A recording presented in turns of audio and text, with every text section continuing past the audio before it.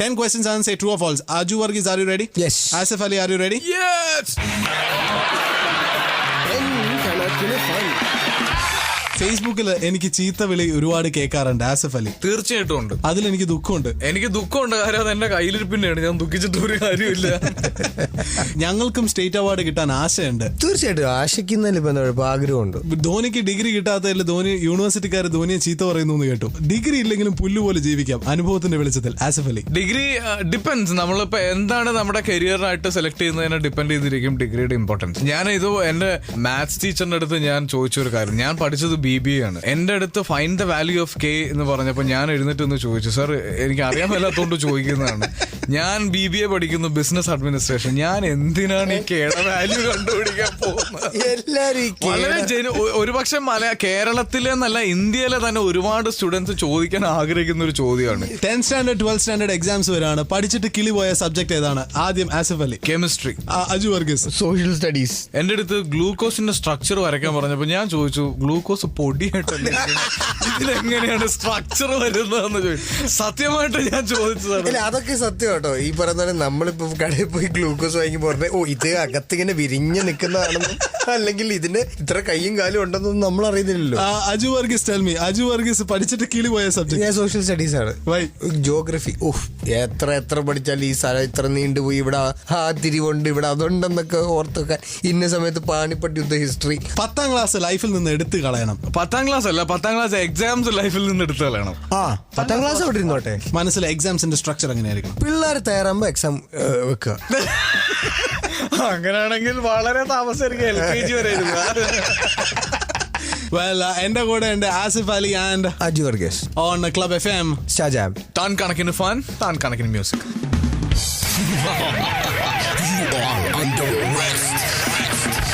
You are under arrest എന്നുള്ള റൗണ്ടിലേക്ക് പോയി. ഇന്നും അജു കേട്ടു അത്. You are under arrest.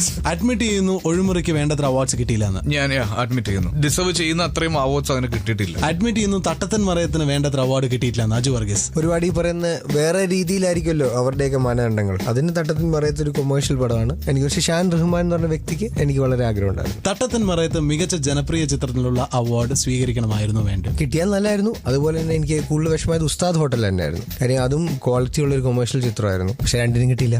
സാധാരണ അവാർഡ്സ് കിട്ടിയില്ലെങ്കിൽ അന്ന് വൈകുന്നേരം ന്യൂസ് ചാനലുകളിൽ സീനിയേഴ്സ് ആയിട്ടുള്ള ഫിലിം മേക്കേഴ്സ് വന്ന് കീറി മുറിക്കാറുണ്ട് ജൂറിയെ. നിങ്ങൾ യങ്സ്റ്റേഴ്സ് ഒരിക്കലും പ്രതികരിക്കുന്നത് കണ്ടിട്ടില്ല. ഇസ് ദിസ് ഡിപ്ലോമസി ഓർ ഞങ്ങൾ പറയാൻ മാത്രം ആയിട്ടില്ല? അങ്ങനെ പ്രതികരിക്കുന്നില്ല എന്ന് പറയുന്നത് ആഫ്റ്റർ ഓൾ അത് ആ ജൂറിയുടെ തീരുമാനമാണ്. അതിനിപ്പോ നമ്മൾ പ്രതികരിച്ചതുകൊണ്ട് ഒരിക്കലും ഇവർ അവാർഡ് വാങ്ങിച്ചിട്ട് തിരിച്ചു കൊടുക്കുക അല്ലെങ്കിൽ വേറെ ആൾക്ക് കൊടുക്കാനോ പോകുന്നില്ല. പിന്നെ അത് കൂടാതെ എനിക്ക് വളരെ റിയാക്ട് ചെയ്യണം എന്ന് തോന്നിയത് ഈ ജൂറിയെ ചീത്ത വിളിക്കുന്ന കുറെ ആൾക്കാരെ ഞാൻ കണ്ടു. അത് ഭയങ്കര മോശമാണ്. കാര്യം അത് ഒരു തരത്തിലുള്ള സിനിമയെ ആയിട്ടൊരു ബന്ധമില്ലാത്ത ഒരു ഡയറക്ടറിനെ ചീത്ത വിളിക്കുന്ന പോലെ വിളിച്ചു. അത് പല ചാനലുകളും ആഘോഷിക്കുകയും ചെയ്തു. അതിനോട് എനിക്ക് വളരെ അമർഷം തോന്നിയിരുന്നു. സ്റ്റേറ്റ് അവാർഡ് പറയുന്ന സംഭവം തീർച്ചയായിട്ടും പ്രസ്റ്റീജിയസ് ആണ്. പക്ഷേ ഈ പറയുന്ന പൃഥ്വിരാജ് കഴിഞ്ഞിട്ട് വന്ന ഈ പറയുന്ന ആസിഫ്, നിവിൻ, ഫഹദ് ഫാസിൽ, ദുൽഖർ, ഉണ്ണി മുകുന്ദൻ അങ്ങനെയുള്ളവരൊക്കെ ഞാൻ കണ്ടിരുന്നത് ഇവരൊക്കെ ഈ അവാർഡിനേക്കാൾ ഇമ്പോർട്ടൻസ് അവർ സിനിമയ്ക്കാണ് കൊടുക്കുന്നത്. അതിപ്പോ ബിഗിനേഴ്സ് ആയതുകൊണ്ടായിരിക്കാം. സ്റ്റേറ്റ് അവാർഡ് നമ്മളൊക്കെ കണ്ടേക്കുന്ന സീനിയേഴ്സിനെ കിട്ടുന്ന ഒരു പാറ്റേൺ. നാളെ ഇന്ന് ഇവർക്ക് ഒരു കാലഘട്ടം വരുമല്ലോ. അപ്പൊ തീർച്ചയായിട്ടും ഇവർ റെസ്പോണ്ട് ചെയ്യും. എന്റെ കൂടെ ഉണ്ട്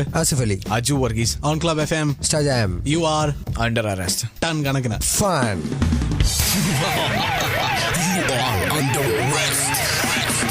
ഞാൻ ഇനി രണ്ടുപേരും ഒരേപോലെ അറസ്റ്റ് ചെയ്യാൻ പോവാണ്. Are you ready? Yes. Asif Ali സിനിമയിൽ വന്നിട്ട് 4 വർഷമായി. അജു വർഗീസ് സിനിമയിൽ വന്നിട്ട് 3 വർഷമായി. ഈ ചുരുങ്ങിയ കാലത്തിൽ നിന്നും നിങ്ങൾ എന്താ പഠിച്ചത് സിനിമയിൽ നിന്നും? എല്ലാരോടും പറയരുത്.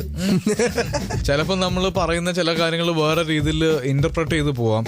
ചിലപ്പോൾ നമ്മൾ പറഞ്ഞത് നമുക്കിട്ട് തന്നെ പണിയായിട്ട് വരും. ചിലപ്പോൾ നമ്മൾ ഒരിക്കലും വിചാരിക്കാത്ത, നമ്മളെ ഇഷ്ടമല്ല എന്ന് നമ്മൾ വിചാരിച്ച ഒരാൾ വന്നിട്ട് നമുക്കൊരു സിനിമ ചെയ്യാന്ന് പറയും. അപ്പോൾ ഒരുപാട് അൺഎക്സ്പെക്ടഡ് ആയിട്ടുള്ള കാര്യങ്ങൾ നടക്കുന്ന ഒരു ഇൻഡസ്ട്രിയാണത്. സ്റ്റിൽ നിങ്ങൾ രണ്ടുപേരും സ്ട്രഗ്ലേഴ്സ് ആണെന്ന് ഞാൻ പറഞ്ഞു. തീർച്ചയായിട്ടും അതെ. പക്ഷെ ഒരു കാര്യം എന്ന് പറഞ്ഞാൽ നമ്മുടെ സീനിയേഴ്സ് ആയിട്ട് ഇപ്പൊ മമ്മൂക്ക ഉൾപ്പെടെയുള്ളവർ യങ്സ്റ്റേഴ്സിനെ സപ്പോർട്ട് ചെയ്യുന്നുണ്ട്. ഇന്ന് യങ്സ്റ്റേഴ്സിന്റെ സിനിമ എന്ന് പറഞ്ഞു വരുന്ന പല സിനിമകളും 2 രീതിയിലാണ് ഞാൻ ചോദ്യം. ഒന്ന്, പഴയ ദിൽ ചാഹത്താ ഹൈ, സിന്ദഗി നാ മിലേഗി ദുബാര, ഇത്തരം മൂവീസിന്റെ പോലത്തെ ദൃശ്യവൽക്കരണം ഇതിന്റെ പകർപ്പായിട്ട് തോന്നുന്നുണ്ട്. 2, യങ്സ്റ്റേഴ്സിന്റെ വഴിതെറ്റിയ ജീവിതം തന്നെയാണ് പല സിനിമയിലും കാണിക്കുന്നത്. ഇത് രണ്ടുമാണോ യങ്സ്റ്റേഴ്സിന്റെ മൂവീസ്? 2 കാര്യങ്ങളാണുള്ളത്. ഒന്നിപ്പോ എല്ലാം അങ്ങനെ കാറ്റഗറൈസ് ചെയ്യാൻ പറ്റില്ല. ഇപ്പൊ ഉസ്താദ് ഹോട്ടൽ എന്ന് പറഞ്ഞ സിനിമ ഒരു യങ്സ്റ്റർ സിനിമയാണ്. പക്ഷെ അതിൽ വളരെ മനോഹരമായിട്ടുള്ള ഒരു സോഷ്യൽ മെസ്സേജ് കൊടുക്കുന്നുണ്ട്. ഒരു മിസ്ബിഹേവിയർ പ്രൊജക്ട് ചെയ്യപ്പെടുന്നുണ്ടോ ഓവർലി? ആളുകൾ കാണാൻ ഇഷ്ടപ്പെടുന്നത് അങ്ങനെയുള്ള യങ്സ്റ്റേഴ്സിന്റെ കഥകളാണ്. അപ്പോൾ ഒരു കൊമേഴ്ഷ്യൽ സിനിമ എന്നുള്ള രീതിയിലാണ് ഈ പറയുന്ന യങ്സ്റ്റേഴ്സിന്റെ വഴിവിട്ടുള്ള ജീവിതം അല്ലെങ്കിൽ അവരുടെ പ്രശ്നങ്ങൾ ഡീൽ ചെയ്ത സിനിമകൾ വരുന്നത്. ഹിന്ദി സിനിമയിൽ വഴി വിട്ട് ജീവിക്കുന്നെന്ന് ഞാൻ പറയുന്നില്ല, പക്ഷെ അങ്ങനെ ജീവിക്കാൻ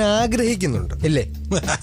thank you very much, I am convinced. എന്റെ കൂടെ ഉണ്ട് Asif Ali, Aju Varghese, on Club FM Star Jam, ton കണക്കിന് ഫൺ.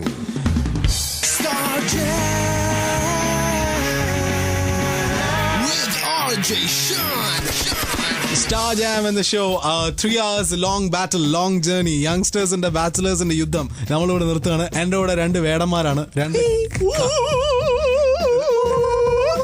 കാട്ടാളന്മാരാണ്. കാട്ടാളൻ നമ്പർ 1 ആസിഫ് അലി, കാട്ടാളൻ number 2 Aju Varghese. Tell me, how was Star Jam? കിടിലം. ഇത് എനിക്ക് തോന്നുന്നത് നമ്മുടെ 3ാമത്തെ എപ്പിസോഡാണ്. As usual I am having fun. പിന്നെ ഇങ്ങനെയൊക്കെ സംഭവിക്കുമ്പോൾ എങ്ങനെയൊക്കെയാണ് കിളി പോവാറ് എന്ന് പറയണം. അങ്ങനെയൊക്കെ കഥ പറയാൻ വന്നാൽ എന്റെ കിളി പോവാറുണ്ട്. ഉണ്ട്. എങ്ങനെയൊക്കെ? സാർ, എനിക്കൊരു കഥ പറയാനുണ്ട് എന്ന് പറയുമ്പോൾ നമുക്ക് ഒന്നും പറയാൻ പറ്റില്ല. ഓക്കെ, വരൂ, ഇരിക്കൂ എന്ന് പറയും. അതായത് ഒരു ബ്രാഹ്മണ യുവാവ് IT ഓഫീസിൽ വർക്ക് ചെയ്യാണ്. അപ്പൊ ഇയാളുടെ പ്രശ്നം എന്ന് പറഞ്ഞാൽ ഇയാൾക്ക് കോൺഫിഡൻസ് ഇല്ല. പക്ഷെ ഇയാൾ ഭയങ്കര ടാലന്റഡ് ആണ്, ഇയാൾ ഭയങ്കര ഹൈലി എഡ്യൂക്കേറ്റഡ് ആണ്. അപ്പോൾ മച്ചാൻ ഇങ്ങനെ ഇരിക്കുന്ന ഒരു ദിവസം ഒരു കോൾ വരും. പിന്നെ ഇയാളുടെ ലൈഫ് ഈ ഫോൺ കോൾ ആണ് കൺട്രോൾ ചെയ്യുന്നത്. അപ്പൊ ഇത് പറഞ്ഞു കഴിഞ്ഞപ്പോൾ ഞാൻ ചേട്ടാ ഇത് കാർത്തിക് കോളിംഗ് കാർത്തിക് എന്ന് പറഞ്ഞിട്ട് ഹിന്ദിയിൽ വന്നിട്ടുണ്ട് എന്ന് പറഞ്ഞു. അപ്പൊ അല്ലല്ല, ഇത് ബ്രാഹ്മണ യുവാവാണ്. അങ്ങനെയുള്ള ചില കഥയൊക്കെ കേൾക്കുമ്പോൾ പിടിച്ച് ഇടിക്കാനൊക്കെ തോന്നും. അങ്ങനെയുള്ള ആരാധകരെ കണ്ടാൽ എന്റെ കിളി പോകും. എങ്ങനെ? ഞാൻ ഒരു ദിവസം ഞങ്ങൾ വയനാട് M. പത്മകുമാറിന്റെ ഒരു സിനിമ ഷൂട്ട് ചെയ്തോണ്ടിരിക്കുക. അപ്പൊ ഞാനും സമുദ്രകനിയാണ് അതിലുള്ളത്. ഞങ്ങൾ 2 ആദിവാസികളാണ്. അപ്പൊ മേത്ത് മുഴുവൻ കരി തേച്ചിട്ട് ഷോട്ടിന് വേണ്ടിട്ട് വെയിറ്റ് ചെയ്ത് നിൽക്കുമ്പോൾ ഞങ്ങൾ ഒരു മരത്തിന്റെ ചോട്ടിലിരിക്കുക. അപ്പൊ പെട്ടെന്ന് കുറെ ആളുകൾ അവിടെ ടൂർ വന്നതാണ്. അവർ ഷൂട്ടിംഗ് കാണാൻ വന്നിട്ട് ഒരു പയ്യൻ ഇങ്ങനെ എന്നെ നോക്കിയിട്ട് അവന് ഓടി വന്നിട്ട് ചോദിച്ചു, ഇക്ക ഒരു ഫോട്ടോ എടുത്തോട്ടെ എന്ന് ചോദിച്ചു. ഞാൻ പറഞ്ഞു, മോനെ ഇപ്പം മേത്ത് കരിയൊക്കെ തേച്ചിരിക്കുമല്ലേ, നമുക്ക് പിന്നെ എടുത്താൽ പോരെന്ന് ചോദിച്ചു. അപ്പൊ ഇവൻ എടുത്തോടിക്കാനോടിക്കുക, അല്ലെങ്കിൽ ഇങ്ങക്ക് ഭയങ്കര കളറാകുന്നു. അങ്ങനെയുള്ള ഫാൻസിനെ കാണുമ്പോൾ ചിലപ്പോൾ എന്റെ കിളി പോകും. അങ്ങനെയുള്ള സിനിമാക്കാരെ കണ്ടാൽ എന്റെ കിളി പോവാറുണ്ട്. അങ്ങനെയെന്ന് പറഞ്ഞാൽ ചിലപ്പോൾ നമ്മളെ അടുത്ത് നമ്മളെ പറ്റി നല്ല പറയാ, ബാക്കി പുറത്തു പോയിട്ട് നമ്മളെ പറ്റി ആവശ്യമില്ലാത്ത പറയാ. അപ്പൊ ഇവരെ നമ്മൾ പുറത്ത് വെച്ച് കാണുമല്ലോ. ഇവര് പറയുന്നത് നമ്മളെ ഈ ഇൻഡസ്ട്രിയുടെ ഒരു പ്രത്യേകമാണ്. നമ്മൾ ആരെന്ത് എങ്ങോട്ട് പറഞ്ഞാലും ഇത് കറങ്ങി തരുന്ന നമ്മുടെ ചെവിയിൽ വരും. അപ്പൊ അവരെ കാണുമ്പോൾ ചില സമയത്ത് നമുക്ക് കിളി പോകും. കിളി പോകുമ്പോ കൊത്താൻ പോയിട്ടുണ്ടോ ആസിഫ്? ഞാൻ ഓടിച്ചിട്ട് കൊത്താൻ പോയിട്ടുണ്ട്. അതെ.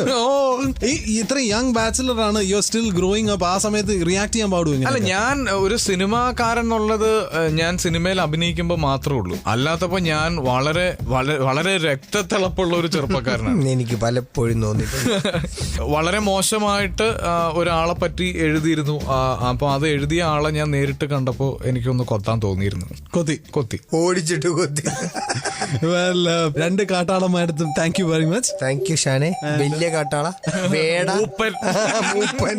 Great talking to you people. Club FM, Star Jam. Ton കണക്കിന് fun. Ton കണക്കിന് fun. Ton കണക്കിന് ഫാൻ.